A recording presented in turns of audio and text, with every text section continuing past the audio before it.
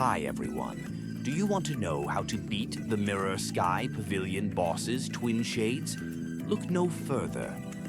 To begin, it is important to know what team composition to bring. I recommended bringing at least 2 ironclads for tanking the boss's attacks, 2 sylphs for healing everyone, and 8 DPS classes such as Nightwaker, Bloodstrom, Numina, Dragon's Velte, or Celestune. The first attacks to watch out for are Grand Thunderquake and Frost Eternal. They are simply big waves that deal an extremely high amount of damage and covers half the arena, so make sure you dodge them. The second mechanic to watch out for is the Frostbolt Chain. This makes every player have a circle underneath them, either a white or yellow one. The white circle will have a snowflake-like image, and yellow have a thunder image. When this mechanic activates, you will have about 10 seconds to connect your circle with another circle of different color. Failure to do so will result in a knockout for players that have not connected. You will know that you have successfully connected if your image disappears, showing only an empty circle.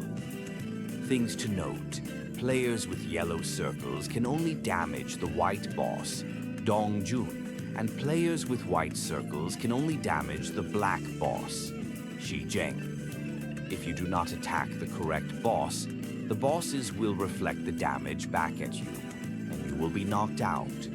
To counter this, have a tank to aggro on each boss and attack the corresponding boss. The third attack to watch out for will be whenever Dongjun goes to the middle to the arena. He will launch icicles that tracks your movement 3 times, shown through a red circle. To counter this, simply dash away from the attack right before it activates. The final icicle will form at the place where you stood. A tip I can offer is to make sure that you stand in the middle of the arena before the final icicle forms, which is useful to counter the next attack. The fourth attack to watch out will be when Shijeng goes to the middle of the arena. He will launch thunder that tracks your movement once. To counter this, simply dash away from the attack right before it activates, just like with the icicles. However, to counter this effectively, make sure the thunder hits the icicle that was formed from the other boss's attacks. This will create a glacial thunder spear. The next mechanic that is important to watch out for is that you can push each boss off the edge of the arena up to 3 times.